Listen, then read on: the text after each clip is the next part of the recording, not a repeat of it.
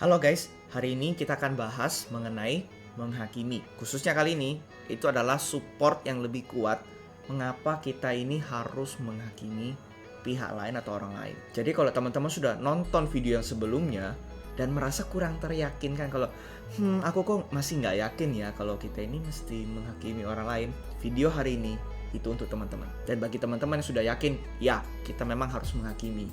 Ini adalah support tambahan yang menjadi dasar teman-teman kenapa iya sih aku harus menghakimi saat waktu tertentu. Alasan yang pertama, tindakan menghakimi orang lain dengan cara yang benar adalah bentuk kita mengikuti kehendak Tuhan. Aku punya 2 ayat untuk mensupport ini. Pengkhotbah 7 ayat 5. Mendengar hardikan orang berhikmat lebih baik daripada mendengar nyanyian orang bodoh. Kitab Pengkhotbah itu ditulis oleh Raja Salomo. Dan kalau teman-teman tahu, Raja Salomo itu raja yang paling berhikmat di muka bumi. Setelah dia jatuh hidup dalam dosa dan di masa tuanya dia kembali ke Tuhan, dia menulis kitab Pengkhotbah ini. Dan konklusinya teman-teman bisa baca di ujung kitab Pengkhotbah kalau intinya takut akan Tuhan dan ikuti perintah-perintahnya. Itu saja yang terbaik yang bisa kita lakukan sebagai manusia. Dan ini di tengah-tengah itu kayak banyak sekali nasihat dan curahan hatinya, apa yang sia-sia, apa yang harus dilakukan, kurang lebih begitu. Dan ini salah satu bisa dibilang nasihat yang diberikan kepada kita, orang-orang yang membaca surat Pengkhotbah. Yaitu apa? Mendengar hardikan orang yang berhikmat, mendengar teguran. Kata-katanya mungkin gak enak di telinga, tapi kalau kita dengarkan itu, penghakiman diberikan ke kita dari orang-orang yang ngerti apa yang mereka sampaikan, itu lebih baik daripada mendengar nyanyian orang bodoh. Nyanyian itu di sini bisa digambarkan tuh lebih ke arah pujian, sesuatu yang enak, sesuatu yang menghibur.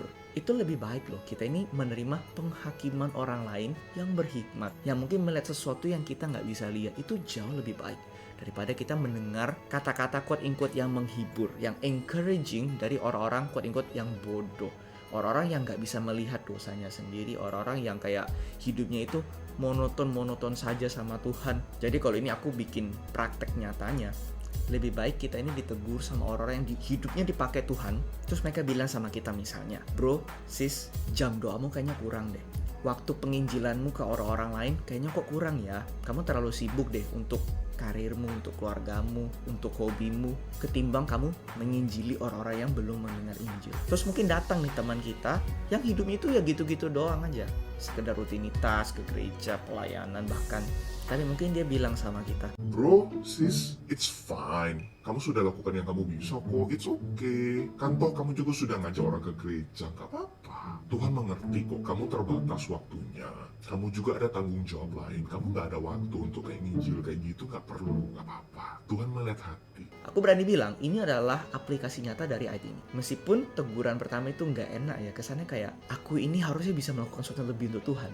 Tetapi kenyataannya banyak dari kita itu kita mendengarkan hasutan teman-teman yang tipe yang kedua. Oh it's okay kok, Tuhan mengerti, Tuhan mengerti. Menurut ayat firman Tuhan ini, kalau kita lakukan itu, kita salah. Karena lebih baik mendengar hardikan orang yang berhikmat daripada mendengar nyanyian orang-orang bodoh. Ayat berikutnya, Wahyu 3 ayat 19. Barang siapa kukasihi, ia kutegur dan kuhajar, sebab itu relakan hatimu dan bertobatlah. Ini perkataan Tuhan Yesus. Dan dikasih Tuhan jelas di sini, barang siapa kukasihi, ia kutegur dan kuhajar. Of course, tentu saja ini ada unsur penghakiman di dalamnya. Dihajar, ditegur itu menghakimi. Kalau Pak, kamu salah, kamu perlu didisiplin sama Tuhan. Justru dengan menghakimi itu tindakan yang mengasihi. Sekarang gini, kalau kita bilang kita nggak boleh menegur, kita nggak boleh quote-unquote menghajar, mendisiplinkan orang kalau mereka salah, kita ini nggak mengasihi mereka. Apakah kita berani bilang Tuhan Yesus nggak mengasihi kita? Karena dia melakukan hal yang sama. Dan kalau memang ini adalah tindakan yang mengasihi, yang baik di mata Tuhan, apakah kita nggak boleh melakukan hal yang sama ke orang lain? Malah kita harus tiru caranya Tuhan. Motivasinya murni. Kita karena mengasihi, kita pingin orang itu berubah. Kita tegur, quote-unquote, kita hajar, kita disiplinkan. Kalau itu memang dalam otoritas kita. Dan dikasih tahu juga di situ tujuannya agar kita ini bertobat. Makanya nggak heran di surat Paulus di salah satunya itu dikasih tahu duka citanya kita itu mendatangkan pertobatan setelah Paulus menggurui mereka dengan keras. Jadi yes, memang nggak enak kita ini dihakimi, kita dibilang kita ini salah, kita didisiplin karena kita salah. Nggak enak, kita mungkin sedih, wajar. Tapi yang penting apa? Kesedihannya kita, duka citanya kita itu mendatangkan pertobatan. Kita hidupnya diubahkan Tuhan, dipulihkan sama Tuhan. Itu yang penting. Jangan fokus pada sakit hatinya, fokuslah pada buahnya setelah itu apa. Makanya penting banget kita ini harus belajar mengasihi dengan benar. Apa? Ada waktunya kita harus menegur, kita harus mengajar orang-orang yang perlu kita perlakukan seperti itu. Kan ini teladan yang Yesus kasih ke kita. Kalau kita mengasihi mereka, kita menegur dan kita menghajar mereka. Makanya nggak heran di Amsal juga ada kan, kayak ayah yang baik itu yang menghajar anaknya itu dengan tongkat. It's all over scripture. Kalau kita nggak setuju, kita menentang firman Tuhan. Faktanya begitu. Kita perlu menghakimi. Poin yang terakhir, kenapa kok kita ini harus menghakimi? Karena Tuhan menuntut kita untuk jadi orang-orang yang adil dan orang-orang itu yang nggak pandang bulu. Which is artinya apa? Kalau Tuhan menuntut kita untuk bersikap demikian, artinya kita ini harus bisa menghakimi segala sesuatu dengan benar. Faktanya begitu. Karena kita ini nggak bisa menghakimi dengan salah sembarangan, tapi kita bisa jadi orang yang adil, orang yang nggak pandang bulu. Nggak bisa. Itu mustahil. Dan ini ayat-ayatnya sekilas teman-teman lihat di layar aja deh. Imamat 19 ayat 5 dikatakan bahkan di ayat pertama, janganlah kamu berbuat curang dalam peradilan. Tuhan nuntut keadilan di dalam pengadilan. Janganlah engkau membela orang kecil dengan tidak sewajarnya, dan janganlah engkau terpengaruh oleh orang-orang besar. Kita ini jangan sampai jadi orang itu yang timpang gitu dalam menghakimi orang lain. Kita ini mandang bulu karena orang yang lebih besar punya duit, punya kekuasaan lebih besar, namanya terkenal, kita bela, sedangkan orang yang kecil kita tindas. Tuhan nggak mau. Dikatakan, tetapi engkau harus mengadili orang sesamamu dengan kebenaran. Benar-benar salah-salah. Maksudnya begitu. Ayat berikutnya, Ulangan 1 ayat 16-17. Teman-teman lihat aja di layar, tapi perhatikan yang aku garis bawah ini. Berilah keputusan yang adil di dalam perkara-perkara antara seorang dengan saudaranya atau dengan orang asing yang ada padanya. Tuhan minta kasih keputusan yang adil dalam perkara-perkara yang diurus. Juga berikutnya, dalam mengadili jangan pandang bulu. Sangat jelas. Baik perkara orang kecil maupun perkara orang besar harus kamu dengarkan. Nggak peduli nih orang siapa, kamu harus dengarkan dengan benar. Jangan gentar terhadap siapapun, sebab pengadilan adalah kepunyaan Allah. Jadi ketika kita menghakimi orang, jangan takut. Karena apa? Yang mengerti segala sesuatu Tuhan, dan yang ngomong soal keadilan itu Tuhan. Kita sebagai wakilnya Tuhan, kita lakukan apa yang terbaik, apa yang benar yang kita bisa. Maksudnya di sini. Makanya jangan takut. Ini orang punya nama, orang terkenal, who cares? Benar-benar salah-salah. Juga Ulangan 16 ayat 18-20. Teman-teman juga lihat di layar. Mereka harus menghakimi bangsa itu dengan pengadilan yang adil. Berikutnya, janganlah memutarbalikkan keadilan. Janganlah memandang bulu.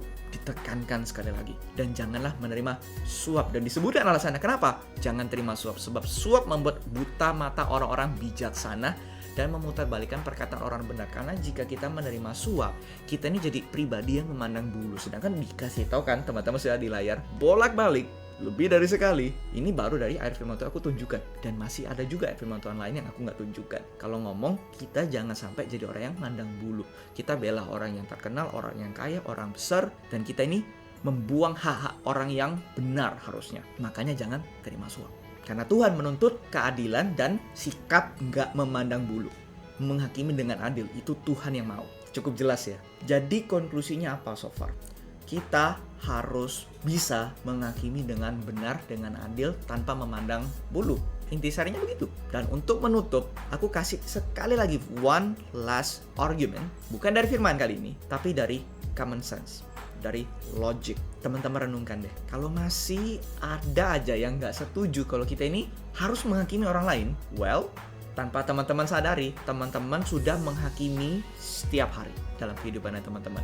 Kok bisa? Kita sudah menghakimi siapa yang bisa kita percaya, siapa yang nggak bisa kita percaya. Kita mesti makan makanan apa hari ini? Kita mesti tidur jam berapa hari ini? Kalau kita berbisnis, keputusan bisnis yang terbaik apa yang bisa kita ambil. Bahkan ketika menyatakan opininya kita, itu adalah bentuk penghakiman yang kita berikan. Mungkin bentuknya nggak langsung kayak kita ini ngomong sama orang kamu salah. Enggak. Tetapi kita sudah melakukan dasar dari penghakiman itu sendiri. Yaitu apa? Menyatakan apa yang benar, apa yang salah.